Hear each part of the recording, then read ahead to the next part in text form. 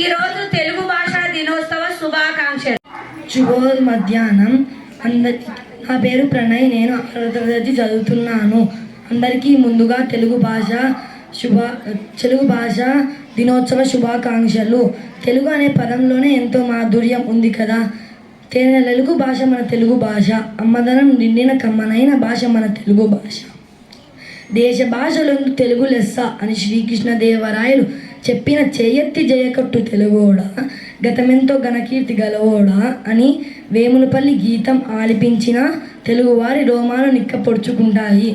August 29 ఈ తేదీకి ఒక ప్రత్యేకత ఉంది. వ్యవహారిక భాషా ఉద్యమకర్త అయిన గిడుగు వెంకట రామమూర్తి పంతులు గారి పుట్టినరోజు ఈరోజు. కానీ ఏ ఉద్దేశంతో అయితే పోరాటం చేశాడో ఆ ఉద్దేశం మాత్రం నెరవేరడం లేదు. తెలుగు కనుమరుగైపోకుండా చూడాల్సిన బాధ్యత ప్రతి తెలుగువాడిపై ఉంది. ఈ సందర్భంగా వేమన, సుమతి శతకాలు వంటి పద్యాలు, కవితలు నిర్వహించి ప్రోత్సాహాలు అందించి విద్యార్థులకు తెలుగు భాషపై ప్రభుత్వాలు కృషి చేస్తున్నాయి. ధన్యవాదములు. శుభ మధ్యాహ్నము. నా పేరు టి రవికిరణ్. నేను గురుజాడ వెంకటి అప్పారావు గురించి చెప్పబోతున్నాను. గురుజాడ వెంకట అప్పారావు గారు 21వ తేదీ 9వ నెల 1862లో జన్మించారు. 30వ తేదీ 11వ నెల 1915లో స్వర్గస్థులయ్యారు. ఆధునిక తెలుగు కవిత్వానికి, సాహిత్యానికి మార్గదర్శకుడు, యుగకర్త, కవి, కథకులు, నాటకకర్త, చరిత్రకారులు, శాసన పరిశోధకులు, అన్నిటికన్నా ముఖ్యంగా భాషావేత్త. తెలుగు సాహిత్యంలోని వాడుక భాషను ప్రవేశపెట్టి చిరస్మరణీయమైన రచనలు చేశారు. కన్యాశుల్కం నాటకం తెలుగు ఆధునిక కవిత్వంలో అత్యంత విశిష్ట రచనలు. ధన్యవాదములు. శుభ మధ్యాహ్నం. నా పేరు యువరాం. నేను ఈరోజు గిడుగు వెంకట రామమూర్తి గారి గురించి చెబుతున్నాను. ఈయన 29వ తేదీ 8వ నెల 1863, 22/1/1940 మధ్యకాలంలో జీవించారు. ఆధునిక తెలుగు భాష ప్రవక్త.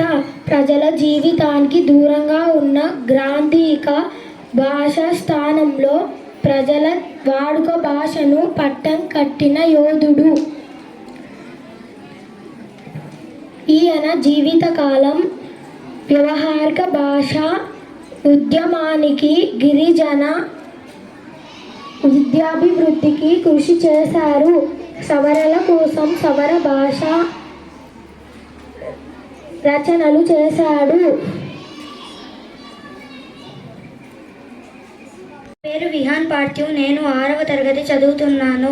నాకు నచ్చిన కవి నన్నయ్య భట్టు. రాజరాజ నరేంద్రుడు రాజమహేంద్రవరం రాజధానిగా చాళుక్య సామ్రాజ్యాన్ని పాలించారు. నన్నయ్య భట్టు అతని స్థానంలో కవి కులగురువు. సామాన్య జనులకు వేద ధర్మాలను గొప్పతనాన్నిగా తెలియజేయడానికి రాజరాజ నన్నయ్య భట్టును భారతాన్ని తెలుగులో రాయించారు. ఆనాడు తెలుగులో రచన చేయడానికి ఎటువంటి భాష వదలలేని విషయంతో ఎటువంటి స్పష్టత లేదు. నన్నయ్య భట్టు ఆంధ్రశబ్ద చింతామణి అనే వ్యాకరణం రాసి తెలుగు పదాలు ఉపయోగించే పద్ధతిలో ఒక స్పష్టత ఉంది. తన మిత్రుడైన నారాయణ భట్టుతో కలిసి భారతాన్ని రచించాడు. భారతం రచించిన తరువాత సభా పర్వాలు, అరణ్య పర్వాలు వంటి 3 ఆశస్యాలను రచించాడు నన్నయ్య భట్టు. తెలుగు భాషలో మొదటి వ్యక్తిగా గ్రంథ రచన చేసిన నన్నయ్య భట్టు ఆది కవిగా కీర్తింపబడ్డాడు. నన్నయ్య భట్టు తెలుగువారికి పూర్ణోజ్యుడు, కవిశేఖరుడు. ధన్యవాదాలు. శుభ మధ్యాహ్నం అందరికీ. ఈరోజు తెలుగు దినోత్సవం. నేను ఈరోజు ఎర్రన్న గురించి కొన్ని విషయాలు చెప్పబోతున్నాను. ఎర్రనానగా ఎర్రప్రగడ 14వ శతాబ్దంలో బహుశా 1280 నుండి 1360 మధ్య కాలంలో జీవించిన గొప్ప తెలుగు కవి. పాకనాడు సీమ అనగా ప్రస్తుత ప్రకాశం జిల్లాలోని కందుకూరు గ్రామం గుడ్లూరులో జన్మించారు. ప్రస్తుత గుంటూరు జిల్లాలోని వేమూరు మండలంలో చెదలవాడ గ్రామంలో నివసించారు. వీరి తల్లిదండ్రులు సూరన పోతమాంబ, గోత్రం శ్రీవత్స.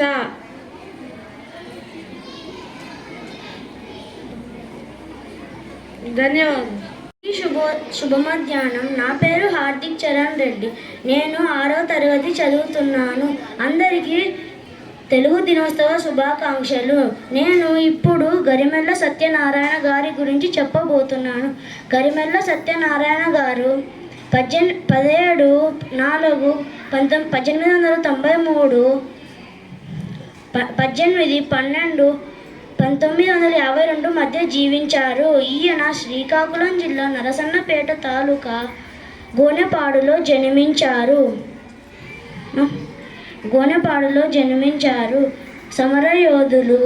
స్వతంత్ర సమరయోధులు, కవి, రచయిత. 1921లో స్వరాజ్య గీతములు, 1923లో హరిజనుల పాటలు, 1926లో ఖండవాక్యాలు, బాల గీతములు, భక్తి గీతాలు రాశారు.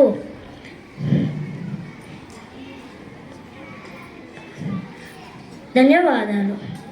పి శ్రీమాధవ్. నేను 7వ తరగతి చదువుతున్నాను. ఈరోజు తిక్కన్న గురించి కొన్ని విషయాలు తెలియజేయబోతున్నాను. తిక్కన్న పూర్తి పేరు తిక్కన్న సోమాయిజీ. వీరి 1205 నెల్లూరు జిల్లాలో జన్మించారు. వీరి కలం పేరు తిక్కన్న. వీరి రచనలలో ఎక్కువగా సంస్కృతంలోనే ఉన్నాయి. వీరి రచనలలో ఆంధ్ర మహాభారతం. వీరి బిరుదులు కవి బ్రహ్మ మరియు ఉదయ కవి మిత్రుడు. ఈయన 1288 నెల్లూరు జిల్లాలో మరణించాడు. ధన్యవాదాలు. శుభ మధ్యాహ్నం. నా పేరు జయదీపిక. నేను 6వ తరగతి చదువుతున్నాను. ఈరోజు నేను తిమ్మక్క గారి గురించి చెప్పబోతున్నాను. ప్రథమం ద్రాభాష కవియిత్రి, మహాకవి, వాగ్గేయకారుడు అయిన అన్నమయ్య ఇల్లాలు తిమ్మక్క తెలుగు సాహిత్యంలో మొదటి కవియిత్రిగా గుర్తింపు పొందింది. తిమ్మక్క రచన జాను తెలుగులో మంజరి ద్విపదాల్లో సాగింది. సుభద్ర కళ్యాణంలో తిమ్మక్క రచనాస్యాలి ఒడు దుడుకు లేనిది మనోహరమైనది. సుభద్ర అర్జునుల వివాహంలో సుభద్రకు అన్న అయిన కృష్ణుని ఉపన్యాసం ఈ కవిత్వంలోని వస్తువు. చేమ కూర వెంకట కవి తిమ్మక్క కవిత్వంలోని కొన్ని పద్య పదాలను తన విజయ విలాసం కోసం ప్రబంధంలోకి చేర్చుకున్నాడు. తిమ్మక్క రచనల్లో కొన్ని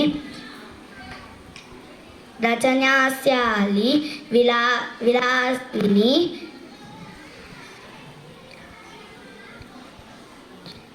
శ్రీనాథుడు మొదలైన సమానాకులను గౌరవం పొందినాడని తెలుసుకుంటారు. ధన్యవాదములు. మధ్యాహ్నం. నా పేరు లతిక. ఈరోజు నేను ఇప్పుడు ఆత్కూరి మొల్ల గురించి చెబుతున్నాను. ఆత్కూరి మొల్ల 16వ శతాబ్దానికి చెందిన కవయిత్రి. మొల్ల స్వస్థలం కడప జిల్లా గోపవరం మండలం, గోపవరం గ్రామం.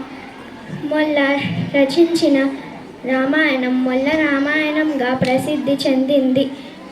మొల్ల రామాయణం 6 కాండాలలో 871 పద్యాలలో నిండి ఉంది. ఈ కావ్యాలన్నీ మొల్ల కేవలం 5 రోజుల్లో రాసిందని ప్రతీతి. ఈ రచనలన్నీ మొల్ల వాడుక భాషల్లో రాసింది. మొల్ల జ్ఞాపకార్థం భారత ప్రభుత్వం 1972లో తపాలా బిళ్ళను విడుదల చేసింది. ధన్యవాదాలు. శుభ మధ్యాహ్నం. నా పేరు కీర్తిక. నేను 6వ తరగతి చదువుతున్నాను. అందరికీ ముందుగా తెలుగు భాషా దినోత్సవం శుభాకాంక్షలు. గిడుగు వెంకటరామమూర్తి జయంతి సందర్భంగా ఆగస్టు 29వ తేదీన తెలుగు భాషా దినోత్సవం జరుపుకుంటాము. తెలుగు అనే పదములోనే తీయదనం ఉంది. అమ్మ ప్రేమల స్వచ్ఛమైన భాష తెలుగు భాష. Thank you.